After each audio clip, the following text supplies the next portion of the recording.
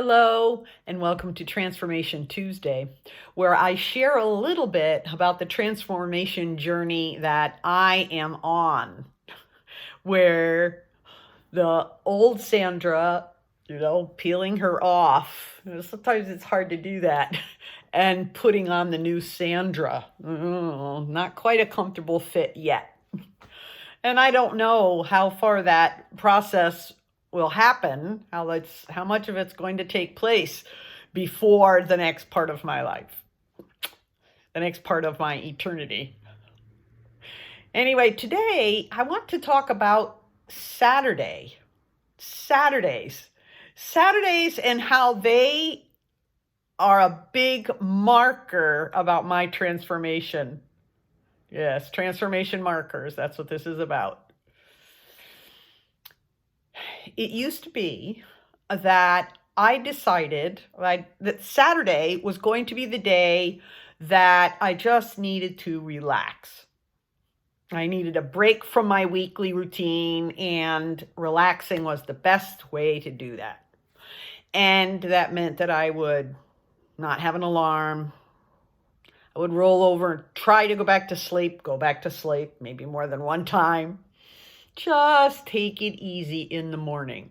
Then I would finally, when I got around to getting up, I would patter downstairs and make myself something to eat. Maybe it's something special for breakfast, not just the run-of-the-mill that I do during the week. And take my time and come back upstairs and get myself ready for the day, or putter around if there was some little thing that I wanted to do. And this would happen in the old days. This would happen fairly regularly. Accomplish some task that I hadn't gotten done during the week, so that the work responsibilities hung in there. I wouldn't give into it right away or anything, but if it had to be done, it had to be done. And finally, generally early to mid-afternoon, I would be showered and dressed and trying to think about, now, what would I like to do that would be a change of scenery, since I spend most of the week here in my at-home office. What else would I like to do that might be fun for me?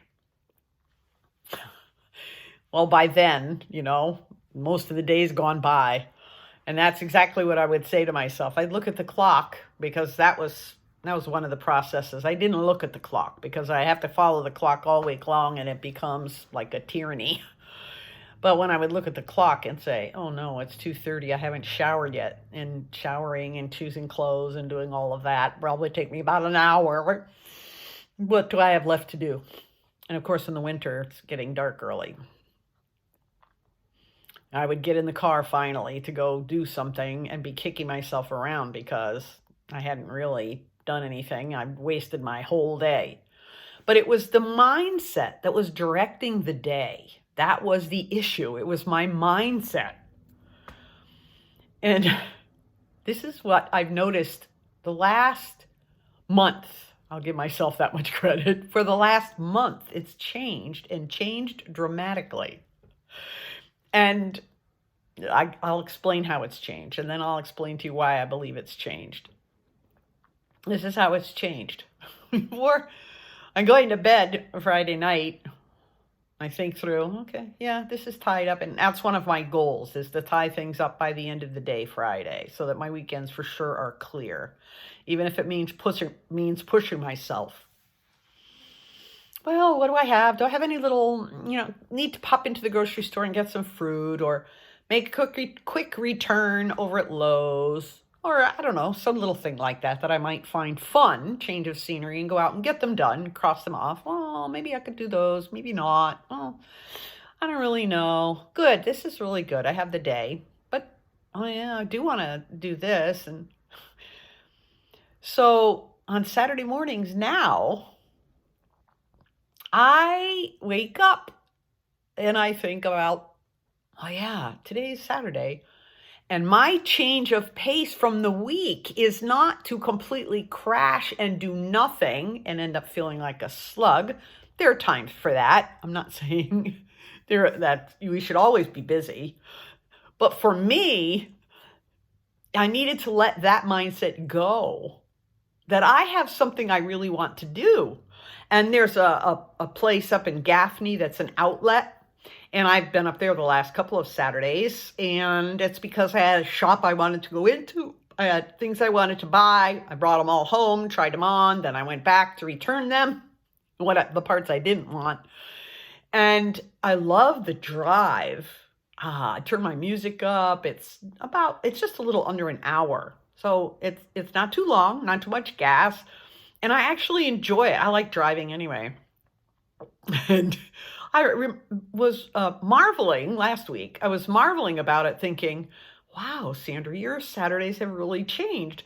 By the time I have a thing or two that I really want to do, and I get up and then I'm talking to the Lord. Yeah, well, before you go, lay out your vitamins for the next month, or load the dishwasher and set it so that when you come home, it's all clean. Little tiny tasks like that I decide that I feel like doing on my Saturday. But the goal really is the change of scenery. Now, it was really surprising. It was, I think, after the third Saturday that happened. Now, look, it's not because I laid around every single Saturday. It's because I was now having energy to get up and do a change of pace rather than going full bore and then just stopping as a change of pace. There are things in between. I've often laughed about that. Oh yeah, I'm full speed or off. That's changing. It's changing. And I noticed the second or third Saturday, I noticed it. I thought, I kind of like this. I'm out and the sun is shining. It's the middle of the day. I might want to stop someplace for lunch. Usually I bring my lunch, some sort of a snacky lunch with me. But then maybe I'll stop somewhere and have a bite to eat. Instead of, oh, I've wasted the day. Now what am I going to eat? It's dramatically different. Now, put off the old, Sandra, put on the new. And that's exactly the reason for that change and the process. And I want to encourage you with it because I didn't decide, this mindset, the wiring of my brain, our brain has a plasticity to it. And the habits that we build in there stay in place until we change them. But it's the plasticity of changing those little neural pathways goes the other way too. It doesn't have to be always bad habits. It can be good habits. It could be a negative mindset or a positive mindset. We can make those decisions, those choices. So, but here's the tricky part, which I think is actually, it's the glorious part, I think.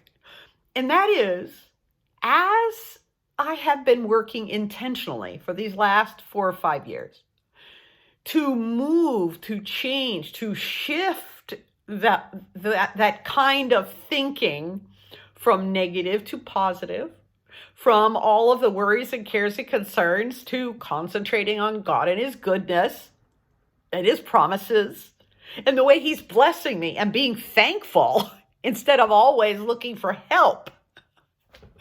It's fine to ask for help. I'm not saying it isn't, but all of that positivity, we could call that.